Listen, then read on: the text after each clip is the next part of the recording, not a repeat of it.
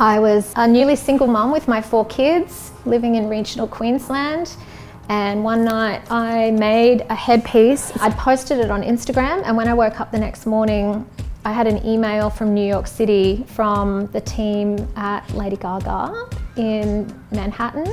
And yeah, I was just like, what? Like, surely this is a scam. Someone's just trying to get a free hat. Hi, I'm Cindy Vogels. I'm a production designer in the music industry, specialising in wardrobe. I sewed very early, like from 8 years old. My mum was a principal seamstress with her own manufacturing facility. I got to the point where I just didn't even want to play outside. I just wanted to like cut out fabric and sew with my mum's team, and I worked in fashion for as long as I could, but kind of never really found my place. And then in 2014 got exceptionally lucky with the piece for Lady Gaga, and it's just been like a roller coaster 10 years, dressing music artists ever since. From, you know, as early as I can remember, my parents were playing bars and restaurants and clubs in bands, and I just would fall asleep, you know, under tables with our pillows and blankets, listening to my dad, you know, singing tunes till 1 o'clock in the morning. And I think I just have this really beautiful affinity with music artists that I never had with the fashion industry. So I just feel so blessed that I found a way to take my skills and for them to like live inside such a beautiful world. The incredible gloves, such a strong female First Nations artist, super creative.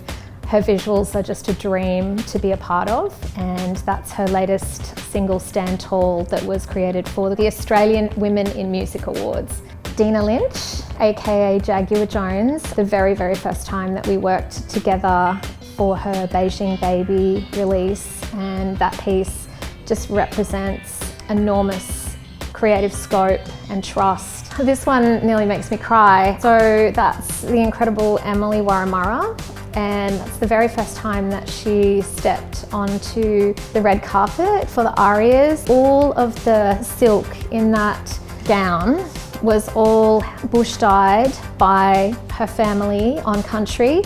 Then it was brought down to me and handed to me, and I met some of the incredible women from her family. I actually created the dress and left the tags on so that when she had her fitting, she was able to know which pieces were from which members of the family, and she cried and that made me cry. I'm actually realizing how much emotion goes into the work that I do. I don't understand why. I just know that the people that I work with are just absolutely exquisite, and somewhere in my imagination, when I hear the music, this is my medium to connect the tunies. That was so fun. Also, couldn't say no to dressing those awesome lads.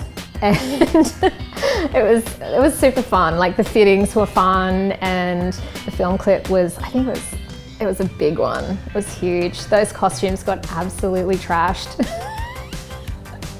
Lady Gaga, that headpiece was actually made out of waste millinery materials that had fallen on the ground from the very first hat that I sent.